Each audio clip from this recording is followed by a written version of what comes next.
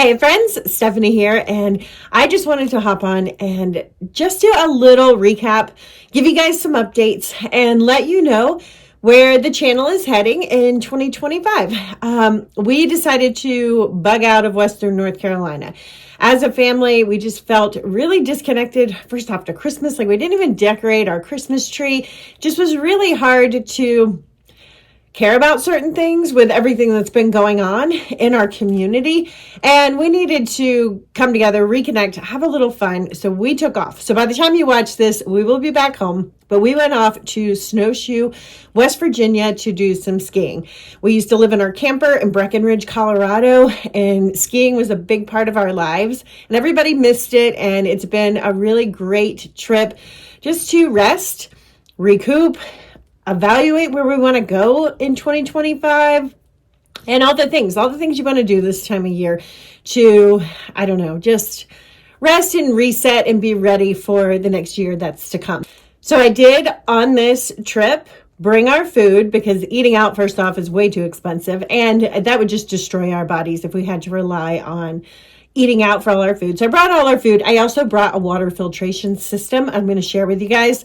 And it's such a game changer when I take this kind of system when we travel and go camping, anything like that, where we need water. Instead of bringing plastic jugs of water, which can be really overbearing to manage, they're hard to tote around. We would have had no room in our car for jugs and jugs of water to get us through this trip, because we were maxed out, with a family of 5, you fill up a car pretty quickly. Same with camping. If you have to bring water, it's really, really heavy and difficult to manage. Where if you are car camping somewhere that isn't like primitive camping is what I'm talking about, where there is a water faucet, then you can just fill up your water filtration system with that water and you have all the water you need. I find if I don't bring something like this to purify our water, then I don't drink the water because it tastes so different. And my kids said that they tasted the water here and it was like, they said it's like really high in chlorine. I have some taste bud issues since getting that C word a couple of years ago and never came back, but they were saying like how strong it is, because they're not used to chlorinated water. So being able to have clean water just takes so much pressure off and it makes sure that we stay hydrated. So this company is Membrane Solutions. And what I brought was their outdoor water filter system is what they call it. It is basically like Berkey is the quintessential prepper survivor water filtration system. It's the one that was out originally. It's been hard to get their filters because of some issues they've had with regulations, but now there are other companies doing the same thing, and this is one of them. So the system I brought looks just like my Berkey at home.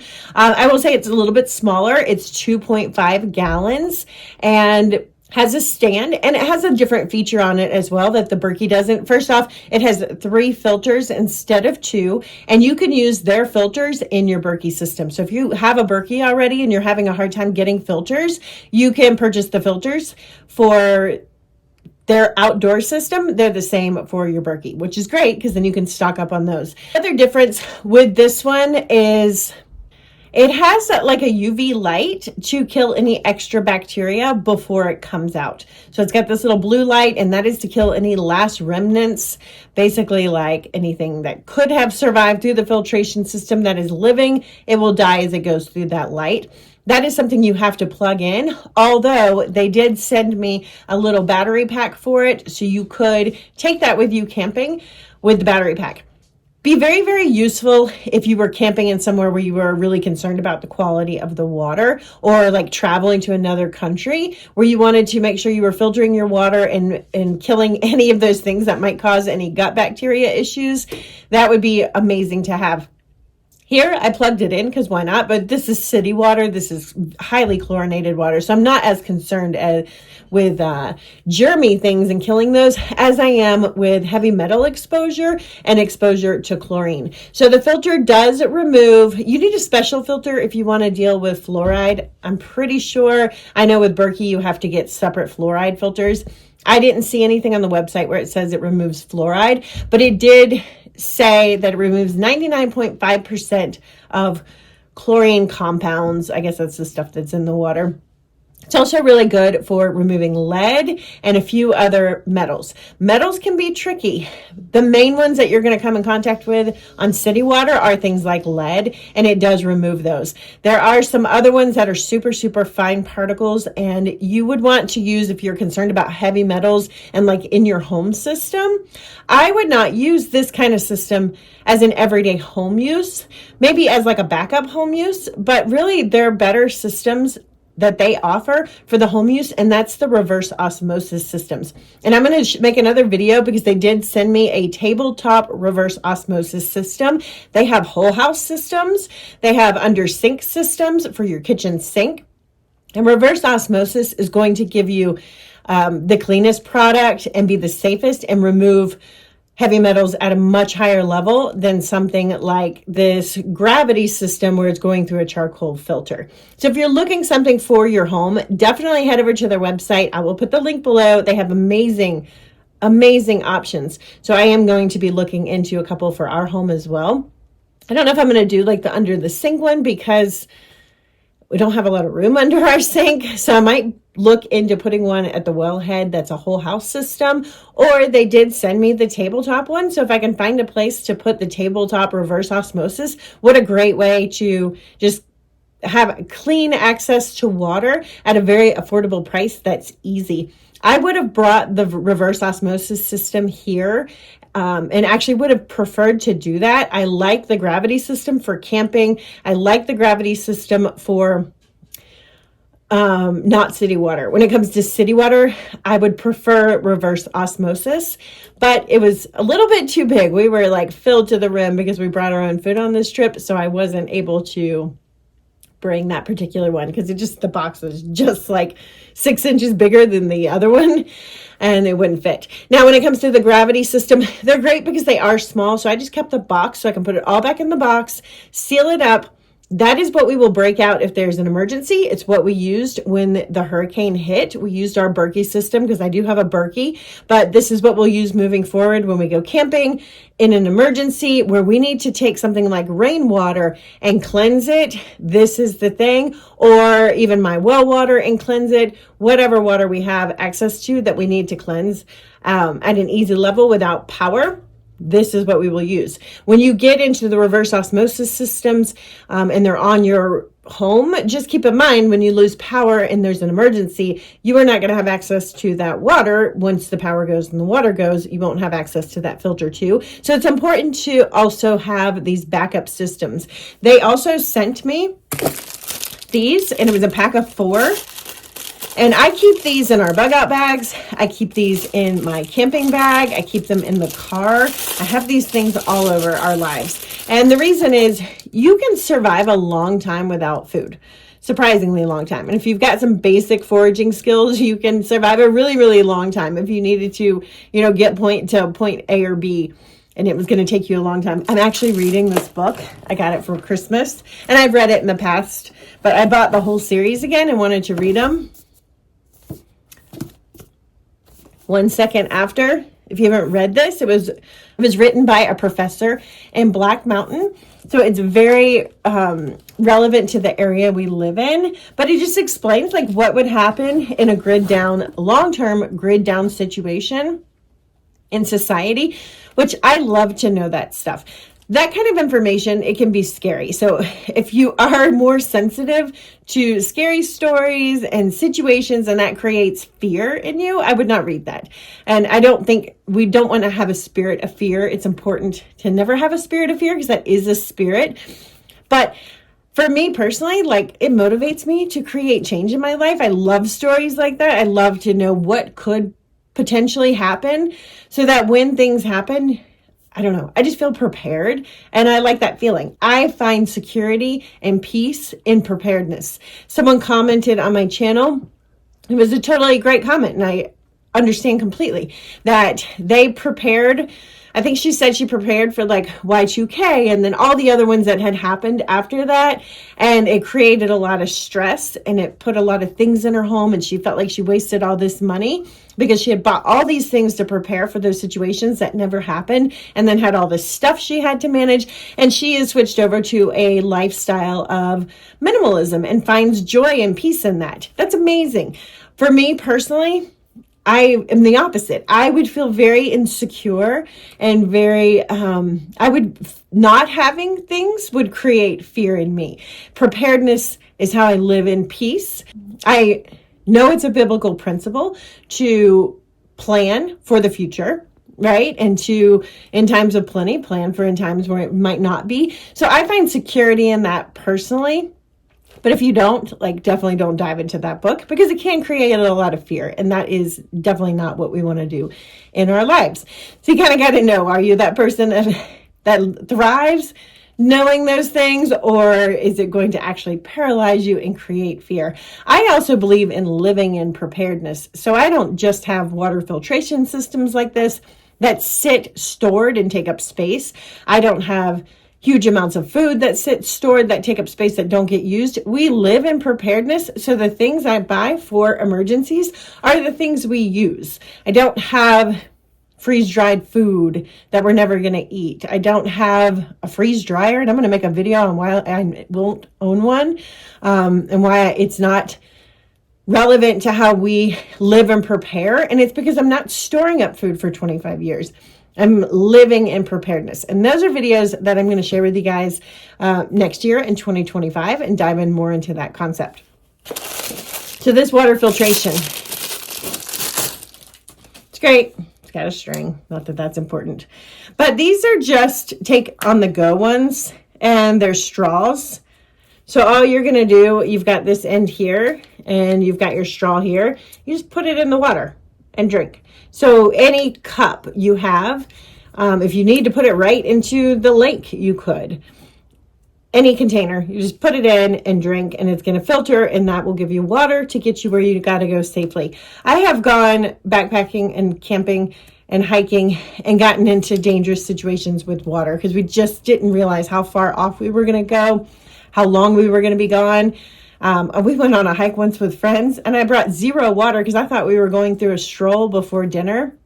And we ended up on a many hour hike that was very intense without any proper gear. So where you're at, but where we are in North Carolina, there are always springs and streams and access to water. So having something like this just guarantees that we don't get into a situation where we are in trouble. Or, it can be just as basic as you really need some water and all you have is gas station water or a drinking fountain. I cannot imagine drinking out of a drinking fountain at this point in my life.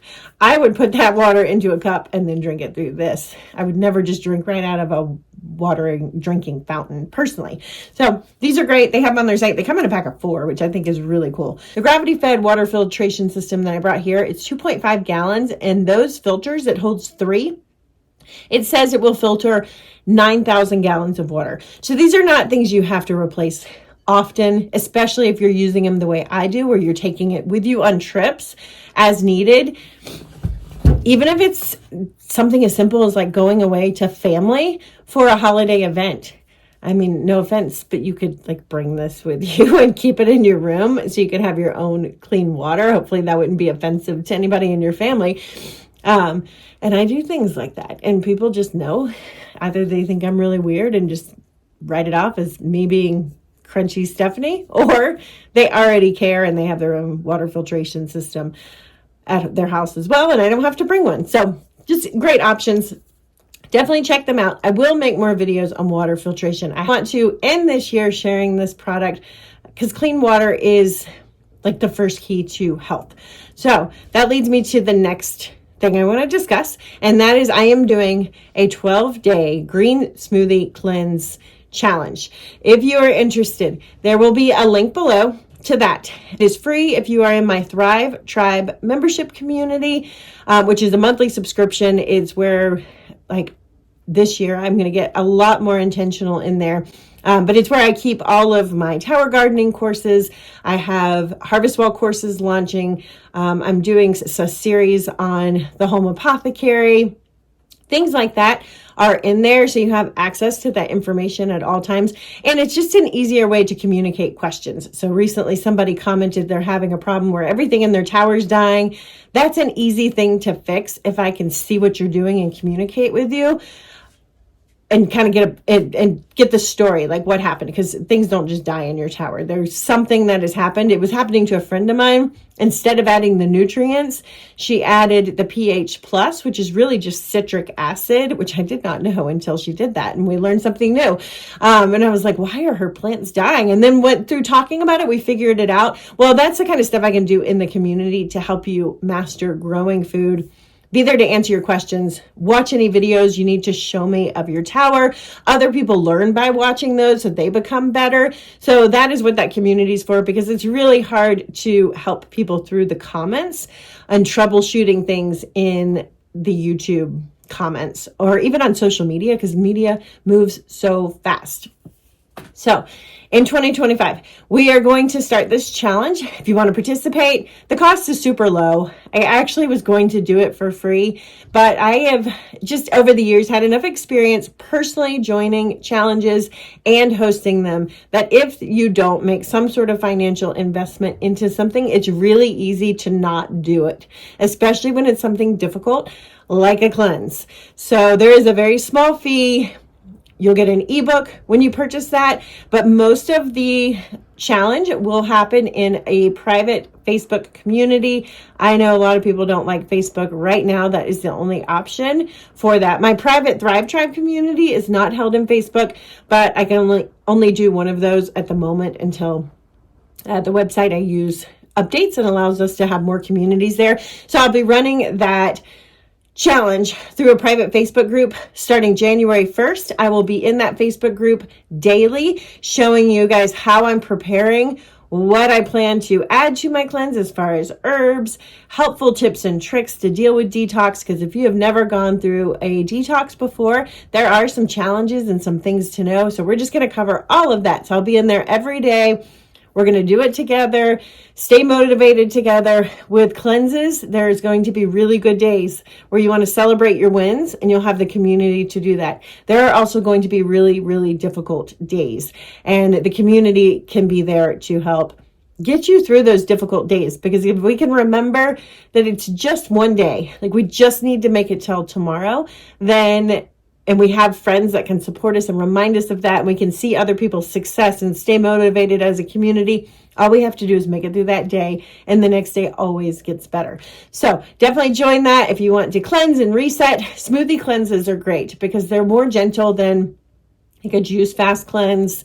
And I don't know, I just find so much healing in them, and it resets your taste buds and your gut health and all of those things. So, and your habits, because you can learn to eat clean, whole foods as snacks instead of some of the things we've been programmed. Like, give me a potato chip once, and I can, if I have access to them, I will just like be stuck at a potato chip snacking binge endlessly. Thankfully, I don't have them around, so I don't have that problem, but it happens, you know. I'm tired, stressed. The kids bring home some chips and leave some Pringles in the bottom of the thing, and it's all over. So we can break free of those habits. And the further we get away from the bad habits and the processed food, the easier healthy choices become. So we're going to do that together.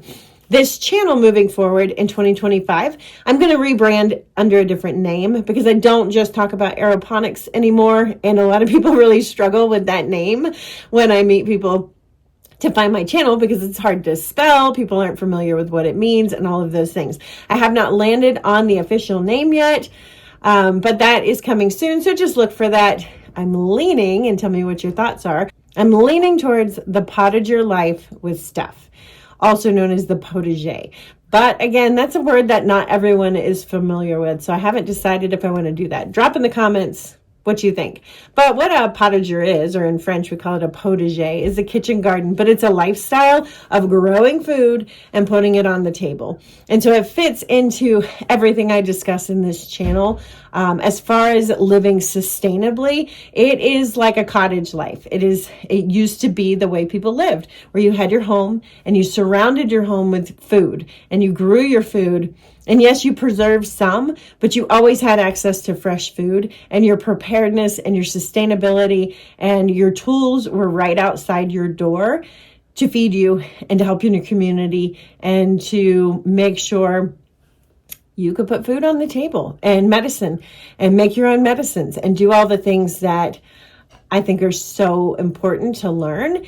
That's how people lived back then. That's what a kitchen garden was.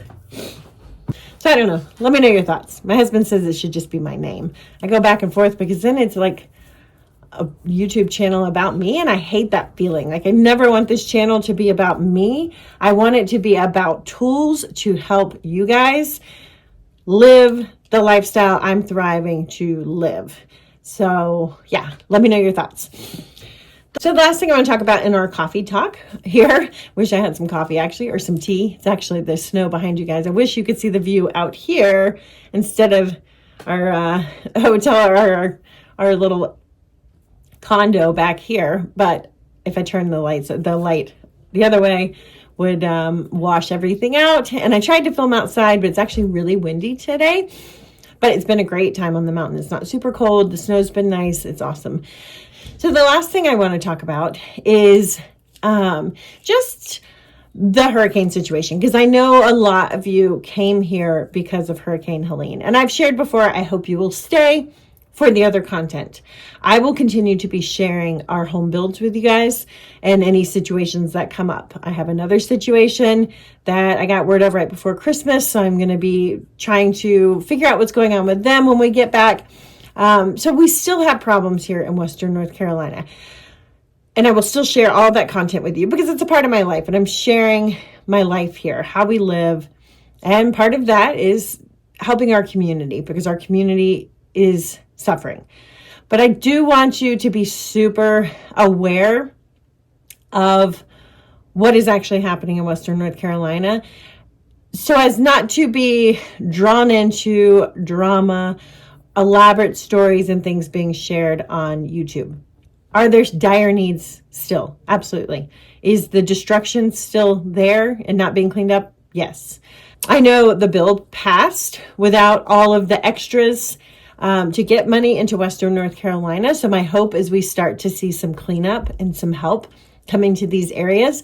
But there are 4 situations. I'm going to break these into 4 categories of what's going on as far as like people helping, so that you know if you want to support or you want to follow content, like you know where they fall into, because I think it's important to understand that. So you've got organizations that are rebuilding homes, like Baptist on Mission. The Housing Coalition in Marshall just helped somebody fix up their home. So there's big ones like Baptist on Mission. Habitat for Humanity, I heard, is doing stuff. I don't know what they're doing. I haven't personally seen them. So I'm only going to share the ones I'm really aware of. So like Baptist on Mission. And then there's smaller ones that are independent, like the Housing Coalition for Marshall. They're a small group. They were able to fix up one home. What level they can go to after that, I don't really know. I'm not super familiar with what all they're doing. I just know they did help fix up one trailer home. It was actually the man who got our first shed, who started the whole shed mission. He is now back in his home. It doesn't have a kitchen and stuff, but it has floors and walls. So what a blessing that is. So there are other smaller organizations doing the same that I've heard around town that are just helping onesie-twotsies. Similar to me, we're helping to build shed homes 1-2 at a time, right? Little projects chipping away at a huge problem. There's a lot of us out there doing those kind of things. You don't see many of them because most of them aren't YouTube creators. That is the difference that I want to discuss. There are also YouTube creators out there that don't live in the area that are helping specific situations. So John with the Appalachian channel, I've talked with him. He was helping fundraise for the homeschool family that was in a tent. They have raised enough money, and he shared this video before Christmas, to purchase land. They now have a camper to live in. They are set up to start rebuilding their lives and rebuilding a home on this new property. He chipped away at one very specific problem and one very specific family. So you could see where the money was going and who it was going to help. Because he does not live in this area. He's actually, I believe, in Tennessee, but used his channel to create good. And I spoke with him recently kind of on these topics and just sort of brainstorming some of the things going on in this area. And he said the same thing as me, like he's ready to go back to what his channel used to be about, Does that mean he's never going to cover Western North Carolina and our situation? Absolutely not. But there's a third category of YouTube content out there. And so I call it disaster equity. And I made a video about this very early on. I could not move forward in 2025 sharing water filtration, gardening, things like that. That content does not get the ad revenue that hurricane coverage gets. I could instead get my camera, go out to areas, show you guys devastation, interview people, and make a ton of money on YouTube. That's just how this works. And that's being done. Is the information being shared false? In some cases, probably. In some, no, it's just information. And there's a fine line here, because do we want coverage for what's going on? Yes. And when you don't have news outlets covering what's happening here, it's amazing when you get big YouTubers or YouTube channels, even smaller ones, that come in and shed light onto the situation. It's needed. It's important. But it's also something to just be careful with the content. If that content is super emotionally driven to tell a story, and then they're trying to fundraise, so there's different groups of people helping here. So the thing to be careful of there is, like, just, I said this the other day in a video, we are not like in the Wild West anymore. There was a time early on, it was like the Wild West. It is not like that anymore. People are in situations where they're sleeping in cars and they're starting to get their first tiny house. Lowe's just partnered with the tiny house. Oh, what is their name? I know you guys will know it. And they just brought in a ton. We've had our sheds. We've got campers. Like, we have gotten people pretty stable. The real issue here now is that a lot of those people, either if they had their land and their land is gone, they're most likely going to take the money from FEMA and move on. Whatever they choose to do with that. A lot of those people had jobs. It might have been their second home. A lot of the homes that were lost in certain areas, like Green Mountain, were second homes. I mean, there's nothing you can do. When there used to be a house and land, and now that is literally the river, what are you going to do? You can take nothing, or you can take any money offered and move on to another project. Those people had jobs. They can carry on. There's going to be messiness that has to be dealt with if there were mortgages and things like that. And I can't speak to that because I'm not personally going through that experience. But that's kind of that situation. Then you have a lot of people who were renters, and they didn't have a lot to begin with, because a lot of the Appalachian backcountry was generational homes, lower income, things like that. Those are the people that, if they didn't have land and they didn't have a home, where do you go from there? Those are some of the situations we've been trying to deal with. In my last video, you saw Blue, we got her a tiny house. Now she's got to go figure out where to put it. Those make for a more difficult situation. And, it's just a matter of time. I'm not sure what the answer is there. Right now, I know a lot of those people, like over in Swannanoa, that were renting and now don't have anywhere to rent and are in campers. Like, what is the long-term solution? I don't really know, but I do know most people are stable at this point as far as having something warm to live in. And if anything, like extra things to live in now. So for a while, it was you could have one tiny shed, and now it's like a camper, and we can put 2 sheds as bedrooms, and we've been able to expand the help that way. So it's not Mad Max. People can go to a regular doctor. They don't need like a medical team to care for them. There's roads. We can drive. There's a lot of job loss and a lot of income loss because we are a tourist industry and a tourist city. So that creates problems. And distribution centers are shutting down because they have to get back to life. There are a few remaining open. The Marshall General Store, where the sheds are, they are committed to remaining open. So there are resources. There are churches still helping. There are organizations trying to sponsor families who are struggling with money and food. Is there still a need? Absolutely. But it's not a Mad Max situation. So if you hear of like 6 pregnant moms are sleeping in tents, not true. Okay. Those kind of stories, you can rest assured that I don't know of any of those stories to be true. Then as far as distribution, you have another group of people here, and it's people who came to the area to help. And that's great. Many came and then left. A lot of people continue to come, and you guys will message me, and they'll volunteer at like Baptist on Mission. I think we'll take people. Nanostead in Marshall will take volunteers, and they get paired and they come and volunteer and then they leave. I have someone coming in town next week bringing some equipment to give us, and then he's going to go back to his life. He's going to spend a few days here and then go back. Those volunteers are using their money and they're fundraising in their area, and they're bringing supplies, and they're coming here to help, and then they're going back. Then there's people who have decided to come here and stay and help. And that's a little bit different situation. And I'm not going to say like there's any evil intent or there's any bad in that.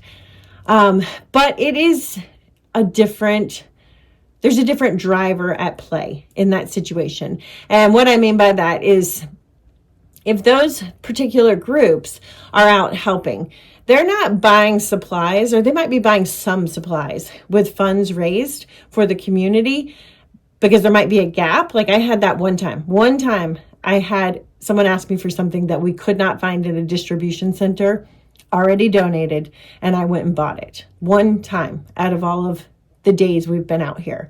Okay. Most of the time when somebody needs something, I can either find it at my distribution hub, or I can get on the phone and I can find it somewhere else. And together we can get the supplies needed and get them to the family that needs them, because of all the stuff that's been donated by all of you guys, amazing people out there who have donated.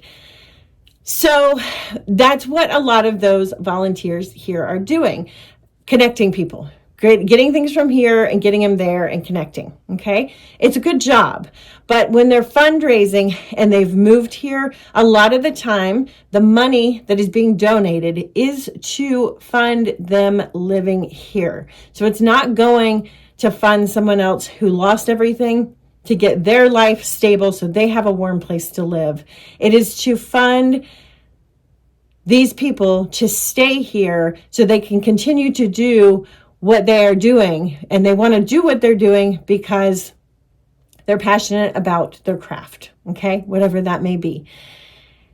Is it with an intent to help people? Yes, I do think so. But I want that to be clear. Like when you hear some of those stories, just know, are you wanting, if you want to donate, do you want to donate directly to a family to help a situation? Or do you want to donate to support someone's lifestyle who is here helping? There is a difference. I'm not saying it's bad to support someone who's here helping. I just think it's important to understand the difference between the two. And really understand what are they helping? Like, what is the goals?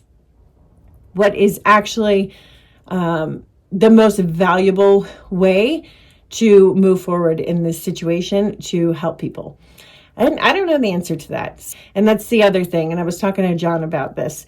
The people here, including myself, we have to get back to normal life. Doesn't mean we're not going to serve. But I live here and we're volunteers. The other people helping, churches, they're volunteers. The people at the distribution center at Wayne's, they're volunteers. Are there some paid employees to help us get the work done? Absolutely. You can't build a house without some paid help. But we also have Calvary Church now volunteering, amazing, and helping us in these projects so we can get some of them done faster. But we're also all going back to our lives in a way. So we're living our lives. We're doing our jobs. We're caring for our family. And we're also caring for our community as part of that whole system. So when it comes to volunteers, that's what it looks like. So I hope that helps paint the picture for those of you who are following our story. There's progress happening. There's good things happening.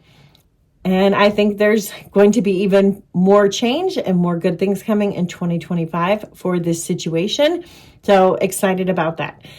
Thanks for joining me on this coffee chat. Thank you for being a part of this community and all of the amazing comments. I hope you will join me on the 12-day smoothie cleanse, because health is super important. Without that, we can't help other people. We can't take care of our families. We can't get out of these broken systems until we break the bad habits around putting those toxins and those things that are harming us into our bodies. So this is just like step one, getting us resetting our habits, helping us to lean into the good things in 2025. All right, guys. Thank you. God bless you. I'll see you on the next video.